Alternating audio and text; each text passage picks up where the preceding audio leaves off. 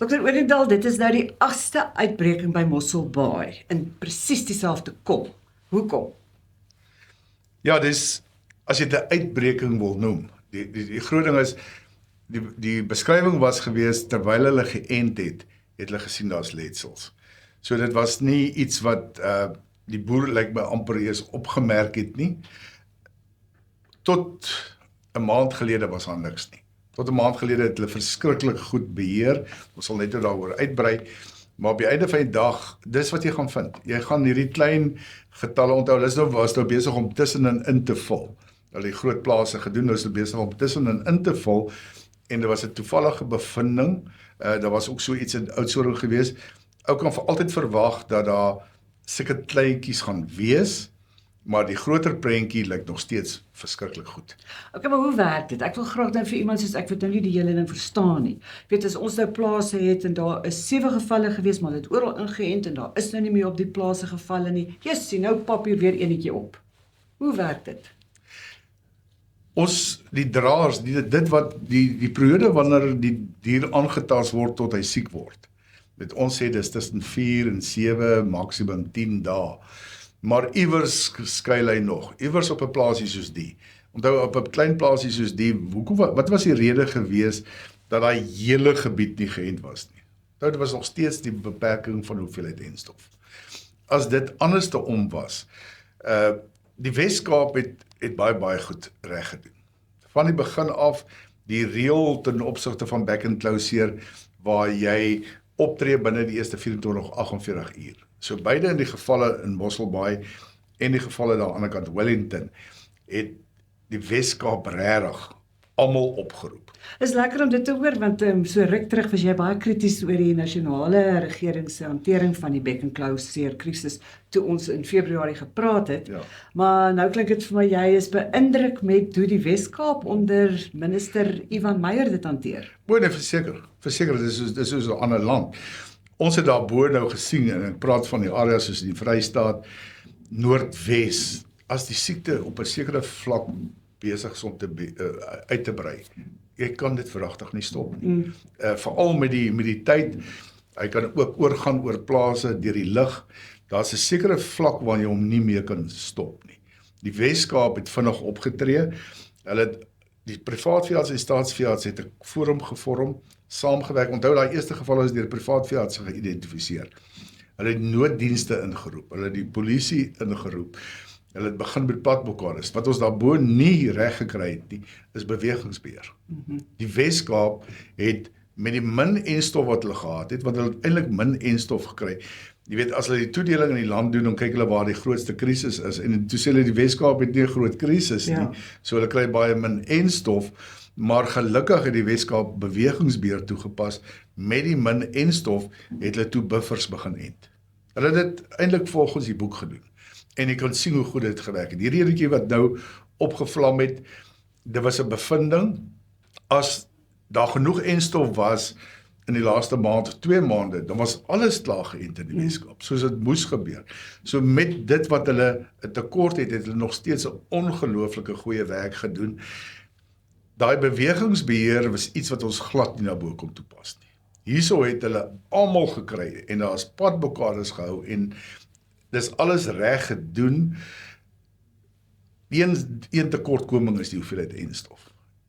En miskien in die toekoms gaan dit nou nie meer so groot tekortkoming wees nie.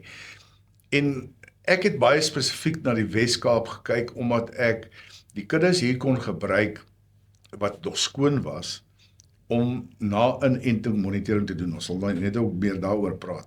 Ek kon dit amper nie op 'n ander plek in die land doen nie, want ek kan nie skoon kuddes kry, want jy moet skoon begin. Dan moet jy inenting doen, kyk of die inenting na 3 weke vir jou goeie immuunvlakke het, en dan die diere beskerm teen nuwe infeksies. Nou hierdie uitdaging in Mossel Bay is nogal 'n goeie voorbeeld. Hy's tussen 'n klomp plase wat geënt is. Ons het nie die plase wat geënt is enigiets gesien nie. Dit beteken is 'n baie positiewe sein. Onthou, ons moes enstof invoer op 'n noodinentingsmaatreël.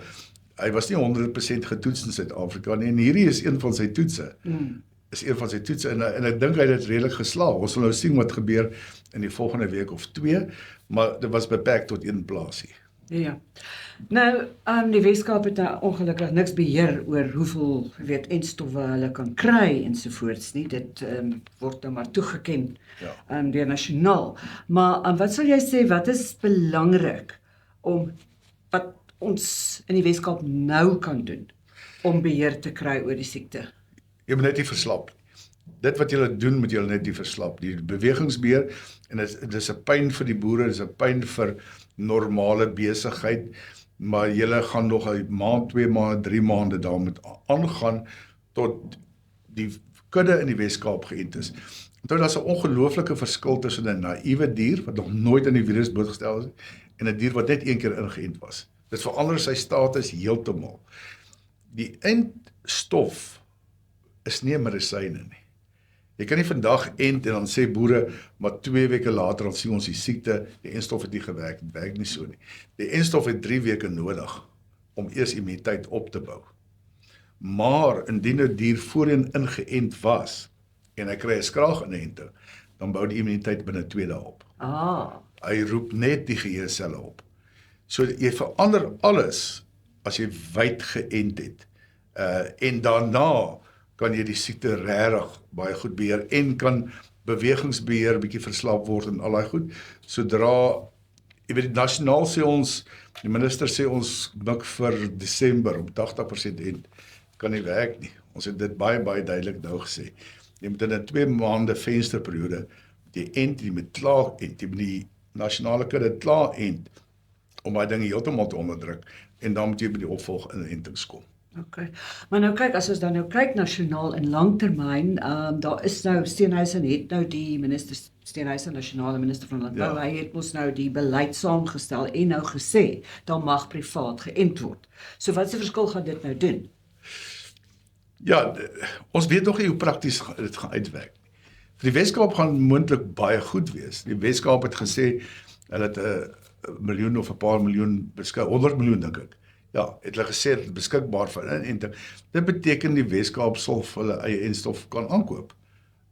En dit gaan net daaroor, onthou die minister was nou na Argentinië, het 'n 2 jaar kontrak gesluit met Biogenesis Bago. So daai bekkie is nou oopgemaak. Die volgende inentings wat moet inkom, die papierwerk is omtrent afgehandel. Ek dink is eintlik regtig afgehandel. So sodra jy dit tweede keer of 'n derde keer van dieselfde land af invoer, dan raak dit baie makliker. En ek dink die Weskaap gaan onder daai nuwe materiaal, veral vir die melkbore, wat 100% op 'n stelsel is waar elke dier is gemerk, gaan hulle enstof kan bekom. En hulle klaar ent. Vleisbeesboere, al die stoetboere sal kan klaar ent, en dan sal die staat aangaan met die res rondom buffelplase, die gemeenskapsboere, en ek dink die Weskaap gaan die volgende 2 maande hulle volledig kudde klaar geënt het. Dan as hulle dit kan regkry, dan het hulle in die korttermyn die siekte baie goed onder beheer gekry. Uitstekende nuus. Nou jy sê in Februarie vanjaar nie meer deel van die regering se nasionale Beck and Closure taakspan nie, maar die Argentynse enstofvervaardiger wat ons nou genoem het, Biogenesis Bago, het jy nou in Suid-Afrika aangestel. So, wat moet jy nou doen om wat te doen? Ja, dit was vandat ek die eerste keer die Argentyne ontmoet het ek gesien dis 'n span waarmee ek kan saamwerk. Ek het dadelik gesien op watter vlak hulle tegniese vlak is. Was hulle hier? Hulle was hier gewees, ek het hulle 2 keer ontmoet voor die regering die kontrak met hulle geteken het. En ek het dadelik geweet dis 'n span waarmee ek kan saamwerk. Kyk, ek was jare terug was ek vir 10 jaar in Pfizer in die corporate wêreld gewees. Ons het baie met die Argentyne saamgewerk. En hulle het niemand op die grond nie. So dit was hulle grootste behoefte, om 'n tegniese persoon op die grond te hê wat die mark ken, wat die veeartse ken, wat die siekte ken, en my hooffunksie gaan wees om te kyk hoe die enstof presteer in die veld. So jy gaan na kudde toe wat reeds ingeënt is met Biogenesis se enstof, en dan wat ons het 2 vlakke. Ek het 'n observasiestudie. So waar die veeartse inent, kry ek die rekords van hulle. En dan maak ek 'n datum 30 dae, 60 dae later, wanneer ons opvolg.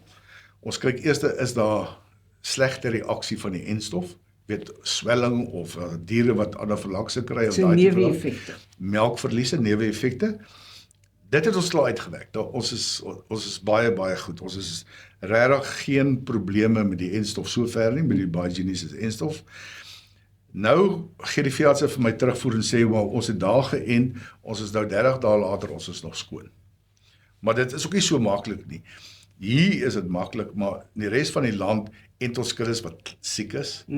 Ons ent kuddes wat in die volgende week siek word. Dis 'n ander uitkoms. Ja.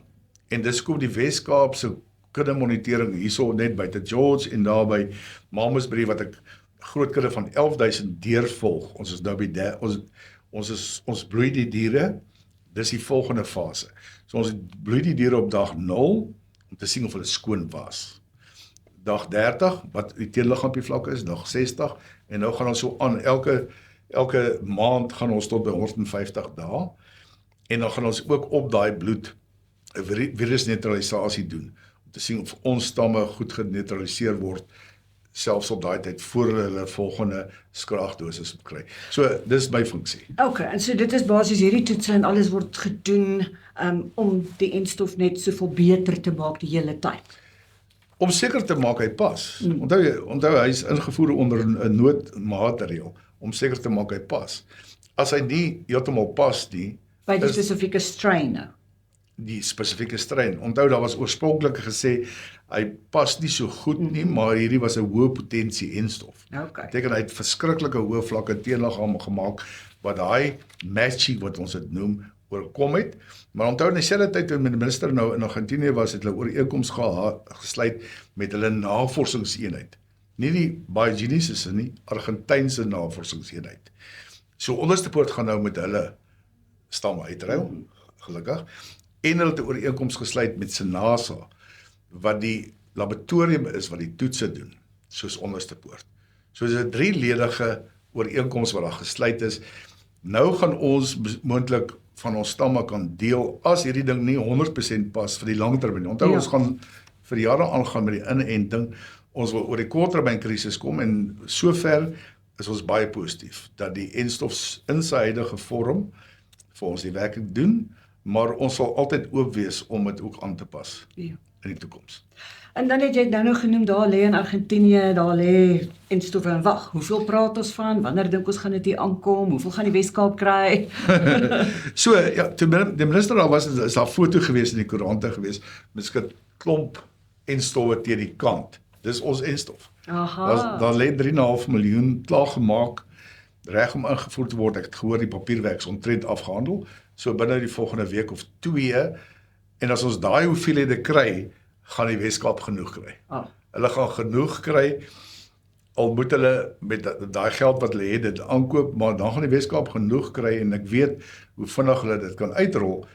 Ek voorsien dat voor ten minste op die meeste einde Junie die Wes-Kaap klaar ingeënt gaan wees en dan gaan hulle in 'n baie goeie situasie wees.